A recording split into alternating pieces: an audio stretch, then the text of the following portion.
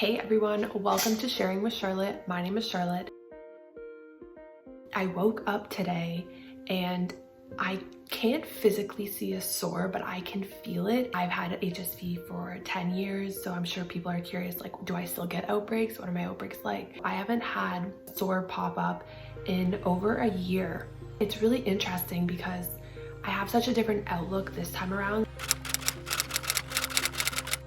I'm looking at it as in like, what is this here to teach me? I feel like herpes is such a good teacher if you allow it to be. I'll keep you updated, but I do also have the antiviral on hand. So I'm gonna take my first two now. Cheers. And I'm also gonna write my doctor an email letting him know that I'm gonna need a prescription because this is something I like to have on hand for when this happens. I had to switch to my laptop. I'm currently on Zoom and I'm recording this. I thought that I had my doctor's email, but what I'm gonna do instead is call his office. Just see what happens. Family physicians, can you hold for a moment, please? Thank you. Sure.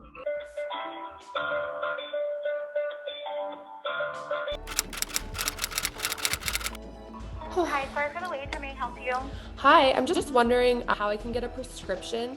I'm having a herpes outbreak and I just don't know how I can get a prescription. Have you had a prescription before? Yes. Okay, so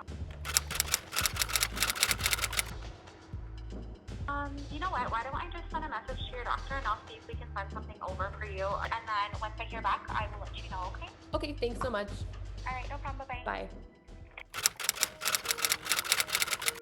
It is officially day 2 of my herpes outbreak vlog, as this has turned into.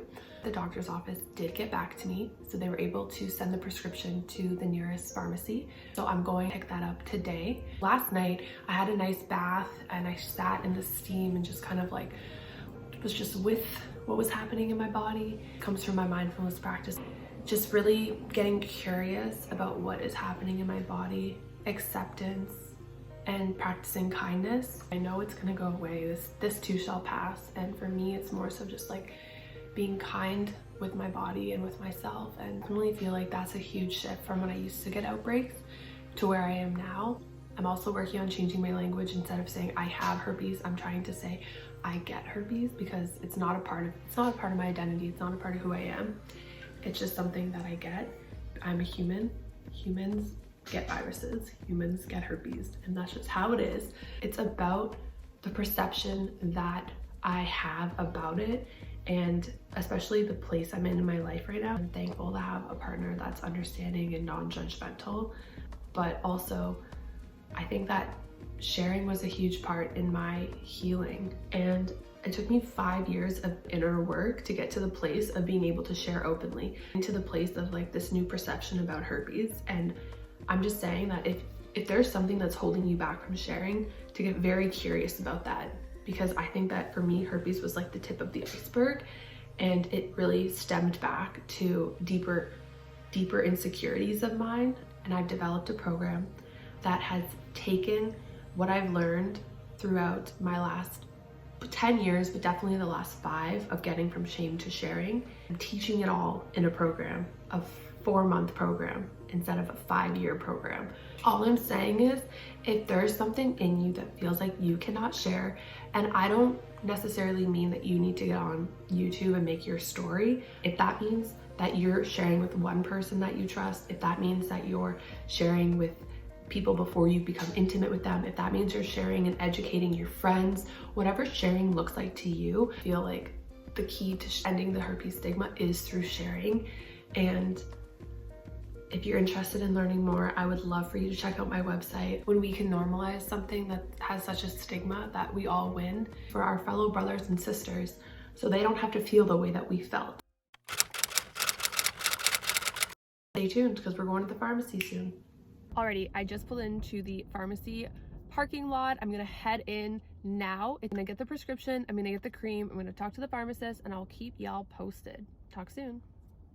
Oh, by the way, outbreak, still present, under the skin, but it's there. I'm back to my apartment. I just got back from the pharmacy. So I went in, they said it was gonna be 25 minutes for my prescription to be filled. So I was like, okay, I'll do some shopping. I picked up the cream.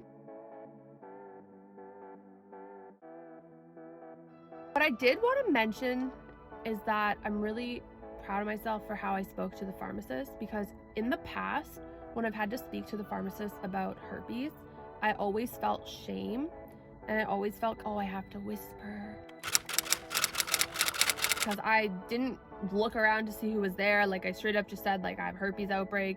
I already took the Vicyclovir. It was 2,000 milligrams. The sore hasn't popped up yet, but do I got to take this one also? And she was like, oh no, you don't have to take this because you took the full dose yesterday.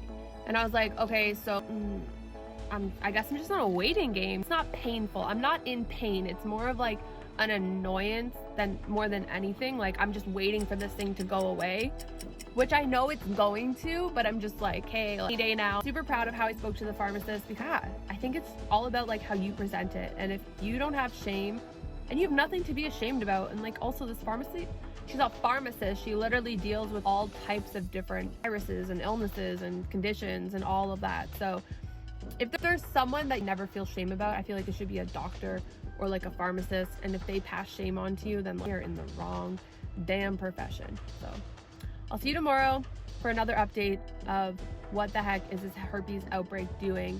When is it gonna go away? Thanks for listening.